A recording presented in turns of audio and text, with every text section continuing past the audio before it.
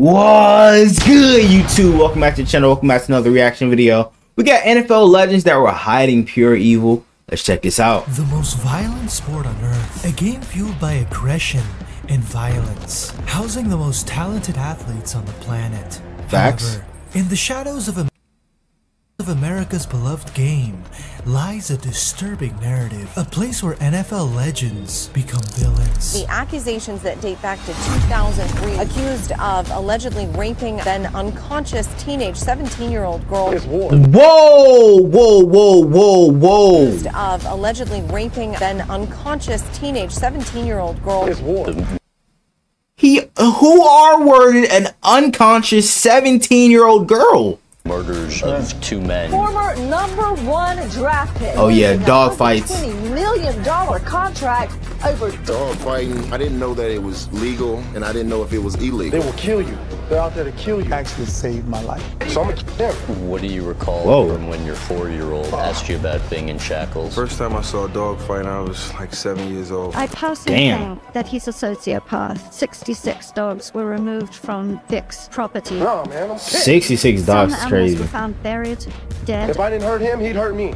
They're gunning for my legs. I mean, like, bro, Vic said he been watching dog fights since he was 7, so I'm guessing he think it was okay. I don't know, like. And raped 2 homeless women in Encinitas last year. Okay, bro. Like, in front of a. What up, bro? There's too much going on right now, bro. How down bad do you have to be to rape 2 homeless women, or R-word 2 homeless women, bro? I don't know if I can say that on YouTube. I'm gonna have to bleep that out, but.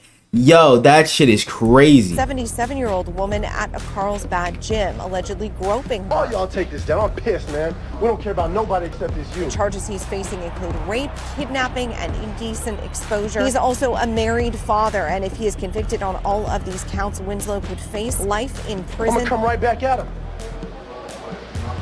Soldier. Close to schools. Okay. Ray Lewis is one of the most iconic figures in NFL history. Best linebacker of all time. Ray Lewis, best defensive football player of all time. His bruising career as a linebacker with the Ravens propelled him to the top of the sport. But it would be his headlines off the field that would become the most defining. Yeah, he got away with murder, but hey, he might have been. I think it was in self-defense though. Sponsor. Okay, bro, we ain't got time for that. They ain't paying me, so you know, so we gonna get right through that shit, bro. You feel me? Dragging one of football's biggest names into the dark abyss of criminal suspicion. Amidst the chaos, the champion linebacker fled into the night. January 31st, 2000. Everybody just shut the f*** up, he yelled. In the early hours of January 31st, 2000. A night that would turn his life on its head. This ain't going back to nobody but me, he went on to say. This he was referring to was a night of fun that ended with 2 men being stabbed to death. And Ray Lewis was at the center of it.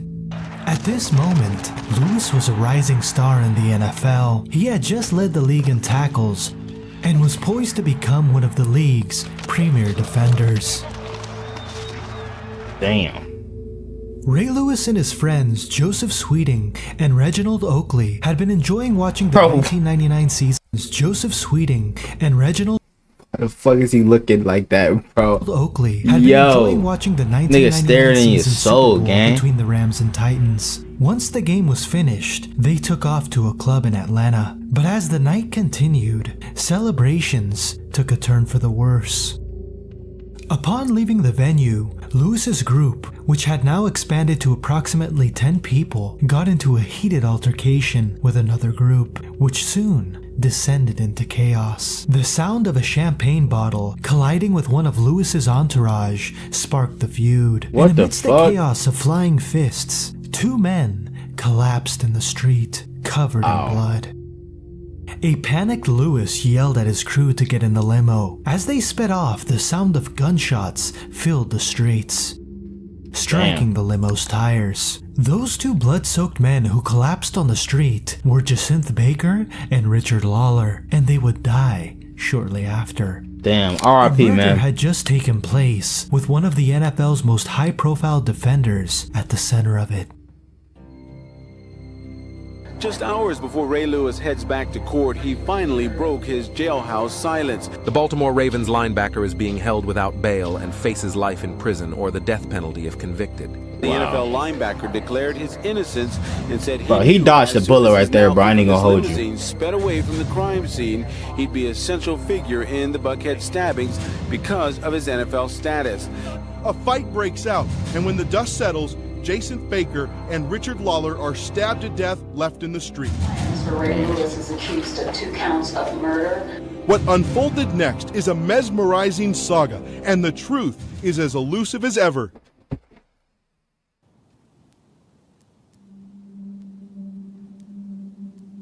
The following day, Lewis, Oakley, and Sweeting were charged with the murder of 2 men. The story quickly became major news, with Lewis defending his involvement by denying even being at the scene. Unfortunately, that just wouldn't fly, especially given the testimony of the case's most important witness, the limo driver, Dwayne Fawcett. Wow. Not long after the incident, Fawcett told police that he had heard Lewis's 2 friends both admit to stabbing their opponent. As the case drew near, Fawcett grew increasingly unaware of the events that occurred on that fateful night. This perhaps had something to do with the work of Lewis's private investigators, who the New York Post reported had beaten the cops to most witnesses. But there was one piece of evidence that could break the case wide open. What was it? Lewis's white suit. The suit he had worn on that fateful night had mysteriously gone missing. The prosecution suggested that the suit might have blood evidence, and that it was intentionally disposed of after the incident, potentially being the crucial link tying Lewis directly to the murders. A witness for the prosecution testified that she saw another passenger in the limo put a hotel laundry bag in a dumpster. The prosecution alleged Lewis's bloody suit lied in that bag, but it was never found, and there was no DNA or fingerprint evidence left on the knife. He managed to escape significant punishment by agreeing to testify against both Oakley and Sweeting. The deal involved him also pleading guilty to a misdemeanor charge of obstructing justice, which resulted in murder charges against him being dropped. He was sentenced to 12 months probation, in addition to receiving a $250,000 fine from the NFL. Wow. To this day, the only thing Lewis admits he did wrong was to tell his companions to keep their mouths shut. He even told the Baltimore Sun in 2010 that he wouldn't change a thing about that night, stating that the end result is who I am now. Even with the testimony of Lewis, the prosecutors were able to... He don't give a fuck about taking 2 lives, bro. But what really happened though, bro? Because I feel like there's more to this story than just, you know what I'm saying, the brawl breaking out and shit. It's the jury to offer up a guilty verdict against Oakley and Sweeting, who argued they were acting in self-defense. The poor families of the murdered men didn't get their justice, but they did have some success by bringing civil suits against Lewis. Both were settled out of court, along with confidentiality agreements. The amount awarded in each case is unknown, but it is rumored that the partner of Richard Lawler, who gave birth to their child a month after his death, received $4 million. Oh my gosh, bro. She'll never have to work again, yo. Oh my, 4 mil? Nigga, that'll last you a lifetime if you spend it right. Has forgiven Lewis for his involvement in the incident, but the story did begin to fade in the background. Lewis was able to repair his image by involving himself in charitable activities and taking on a mentorship role in the NFL and communities. The process of repairing his image was also helped by his football prowess. It was a remarkable journey that began with him being arrested on murder charges in 2000 and ended with him earning a bust in Canton and becoming one of the most famous names to ever play the sport. Upon his retirement, Commissioner Roger Goodell even lauded him for being a tremendous voice of reason. Whatever you think happened on that fateful night in 2000, there is no denying that Ray Lewis will remain in the NFL history books forever as one of the best players of all time. Facts. Okay, who we got next? Kellen Winslow II redefined the tight end position in college, blending the skills of a wide receiver with the physicality of a lineman. Winslow II has the rare combination of size, speed, and hands that make him a matchup nightmare for defenses. Winslow's fall from grace is not just a personal tragedy, but a harrowing tale of criminality that has shattered these AI voices are just crazy. Kellen Winslow first made a name for himself at the University of Miami. He was a top quality tight end who earned unanimous All-American honors, the John Mackey Award, and a national championship. Drafted to the Browns in 2004 and produced an impressive Pro Bowl season in 2007. But soon, Winslow's life would spiral out of control. Oh, what happened? Oh yeah, they showed us already at the beginning of the video. Didn't he R-word somebody? His first involvement with the police materialized in bizarre circumstances after he was charged with possession of a controlled substance. That dangerous substance in question was referred to by Winslow as Mr. Happy. Drugs he smoked while at home because the NFL didn't test for it. Let him go, bro. Found with it in a Target parking Let him lot go. That was released without charge. However, upon further investigation, these turned out to be a form of synthetic cannabis. What made the arrest so unusual, though, was a mention on the incident report of lewdness as a potential crime. The only reason that Winslow had been found with these drugs was because police had received a complaint from a woman who had parked next to him, claiming she had seen him in his car. When the police came to investigate, she's seen him what? Claiming she had seen him. What is it supposed to say? With the does this say penis? Did this say inside his car with an erected penis in a Target parking lot with his windows down on a cold day? I'm pretty sure that's what that says, bro, because I see an S right here and I think this is an I. What the fuck, nigga, bro? This police came to investigate. There were no signs of him doing so. Going crazy in the car is nasty work. And the drugs in question. The idea of in public, masturbating in public is crazy, bro. Winslow's teammates were not surprised in the least. Pro Football Talk reported that he had carried a disturbing reputation throughout his career. A sex doll? Refused to share a room with him because of his openness to it all. As it turns out, this nigga weird, was a red bro. flag. Y'all should have seen this type of weird shit coming, bro, after this nigga masturbating cars and shit. In March 2018, while driving to his hometown of Encinitas, Kellen Winslow spotted a hitchhiker, a 54-year-old woman. Winslow decided to pick her up and got back on the road. While the former tight end might have appeared as just being helpful, he, unfortunately, had a much more twisted motive in mind. Instead of taking the woman home, Winslow took a detour to a shopping center parking lot, where he raped her. 2 months later, Winslow would strike again. This time, he befriended a 58-year-old homeless woman. Damn, nigga, you short, you shove, love the milks, bro.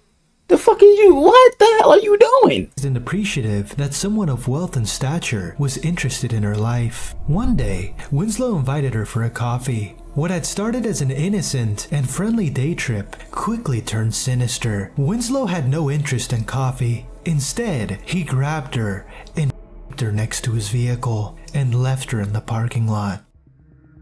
On Thursday, the 7th of June 2018, a suspicious man was seen entering a mobile home park in California. He was confronted by a neighbor before escaping in a black SUV. The neighbor called the cops, and it didn't take long for them to identify the vehicle. It belonged to Kellen Winslow II. By the end of the day, Winslow was arrested and held overnight in jail on one count of first-degree burglary. He left the next day, facing a potential 6 years in prison. Gosh. 1 week later, the police came knocking once again. But this time, he was arrested for the 2 women in his hometown of Encinitas, and also for exposing himself to another woman who was tending to her garden. Soon after the shocking story broke, another woman came forward and accused Winslow of her while she was unconscious at a party back in 2003. The case was rapidly building up against bro, it's one thing to R-word a woman, but to R-word her while she's unconscious, bro. Yo, dog, this shit is foul. Oh my goodness. He could afford his lofty $2 million bail. He was placed under house arrest and fitted with a GPS tracker. Bro, put him under the jail, gang. I ain't gonna hold you. Activities encouraged him to test the boundaries one more time. This time, allegedly exposing himself to a 77-year-old woman at a gym. Oh yeah, this nigga has an old lady problem, bro. He love the milfs, the cougars. You know what I'm saying? Like, bro, goddamn. Yo. Was quickly revoked, and it was back to jail for Winslow. This nigga cannot stay out of jail. In prison, Winslow agreed to a plea deal that capped his sentence to 14 years. He was convicted of 1 count of rape and 2 counts of assault, with the judge saying that Winslow could only be described with 2 words: sexual predator. The judge emphasized how Winslow's victims were specifically chosen, preying on vulnerable that nigga's the diddler, bro. Believed would be unlikely to make a complaint against him. It was a dramatic fall from NFL star to a convicted felon, with the trial revealing a shocking and disturbing history of abuse by Winslow. During the trial, Winslow's team attempted to mitigate the severity of the sentencing by arguing he had suffered from a brain injury, likely stemming from years of playing football. They argued that chronic traumatic encephalopathy, otherwise known as CTE, might have influenced his behavior. CTE is a common condition among football players, coming as a result of repeated head trauma from collisions. However, the attempts by his team were unsuccessful, as they were unable to convince the judge or jury of any link between his mental state and shocking actions. He is still he just weird at a California correctional facility to this day.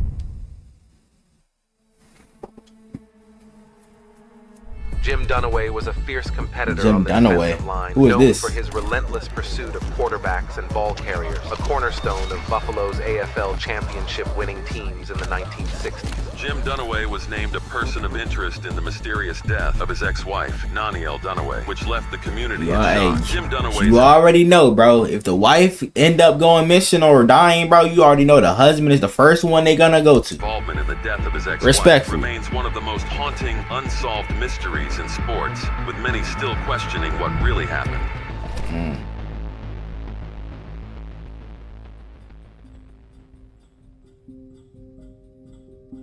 Jim Dunaway had it all. Having been a national champion at college, it appeared that everything Dunaway touched turned to gold. But on that fateful night of July 27th, 1998, everything would change. Jim Dunaway first entered the limelight in the 1960s when he made a name for himself as one of the nation's premier defensive tackles. He was a 6'5" behemoth who very few could get the better of, logging a dazzling collegiate career that featured a national championship, 2 first-team All-SEC nods, and 1 selection as a consensus All-American. His dominance led to a glamorous pro career, in which he helped the Buffalo Bills win consecutive AFL championships, before heading over to Miami to contribute to their perfect, unbeaten Super Bowl winning campaign. However, success on the football field doesn't guarantee a long life of happiness, as Jim Dunaway soon discovered. He and his wife, Nanielle Dunaway, had experienced many difficulties throughout the latter stages of their 34-year marriage. 34-year marriage? Jim Dunaway's involvement with other women. In March 1995, it would all come crashing down, as Jim Dunaway called it quits on his marriage and moved into a new home with his new lover. The complicated thing about this departure was that Jim and Nanielle owned a dairy farm together, and as Jim turned his back on his wife, he also turned his back on his financial obligations on the farm. Nigga. A messy divorce soon followed, and any thought of an easy win for Mr. Dunaway quickly vanished. The chancellor of the case determined that Jim's failure to pay his dues on the farm came because he decided to prioritize the funding of his new romantic relationship. The chancellor then determined that as a result of Mr. put money first, bro, before a female game. They would rule in favor of his wife, Nanielle. The chancellor awarded Nanielle the 800-acre farm, $1,800 a month in alimony from Jim, and half of his NFL pension. It was a big win for Nanielle, and one that Jim reportedly planned to appeal. However, 3 years later, Nanielle Dunaway would be found dead. Found lying lifeless in a pool in the property she had won as part of the divorce. In the autopsy, it showed that she had drowned. However, there was a more suspicious finding as well. It was discovered that Nanielle had suffered an open fracture to her skull, and that she was unconscious when she fell into the water. With the valuable divorce settlement hanging over the case, all eyes were directed at one primary suspect. It's always going, bro. I'm telling you, if the wife or her husband goes missing, bro, the wife or the husband is gonna be the first one to goddamn be the first suspect. He located and arrested that very night. In court, prosecutors argued that the messy divorce and hefty settlement in Nanielle's favor was the motive. However, it wasn't that simple. The jury heard evidence to suggest that while Jim Dunaway was the last person to see the victim, he was at his own home when her death occurred. This put enough doubt in the jury's mind to prevent them from delivering. That's what he wants y'all to think, bro. Jim Dunaway was off the hook. Or so we thought. In 2002, Dunaway's children, haunted by the tragic death of their mother, filed a wrongful death civil lawsuit against their own father. Gosh. Persuaded by their case, the civil court ruled in the children's favor, determining that Jim Dunaway was likely responsible for his ex-wife's death and ordering him to pay $580,000 to his children. The story shares similarities with the much more high-profile case surrounding O.J. Simpson, who was acquitted of the murder of his ex-girlfriend before being found guilty. He did it, bro. I don't give a fuck what nobody say, bro. O.J. did it. Coincidence that two of the most controversial he got his karma, bro. History were on the Buffalo roster together between 1969 and 1971. How did it feel to be a $100 million man who's now filing for bankruptcy? Gosh, filing for bankruptcy is crazy in the NFL. Cannon-like arm, making him one of the most dynamic players the NFL had ever seen. Vic's ability to escape the pocket and turn broken plays into big gains was unparalleled, making him a nightmare for opposing defenses. Michael Vick's involvement in a dogfighting ring shocked the sports world, tarnishing his once stellar reputation and leading to widespread public outrage. The details of Vick's dogfighting operation, described by prosecutors as brutal and inhumane, left many questioning how such a gifted athlete could engage in such cruelty. That's tough. Michael Vick. Michael Vick perfectly embodied an NFL star, the former #1 overall pick who could do it all as one of the best dual-threat quarterbacks the NFL has ever seen. His versatility, second best of all time, deep passes and outrun defenders. He was destined to bring the Falcons a Super Bowl. Instead, on an unsuspecting day in 2007, things would take a disturbing turn. Okay. When Michael Vick wasn't tearing it up on the football field, he was exploring his other passions in life. One of those passions was dogs.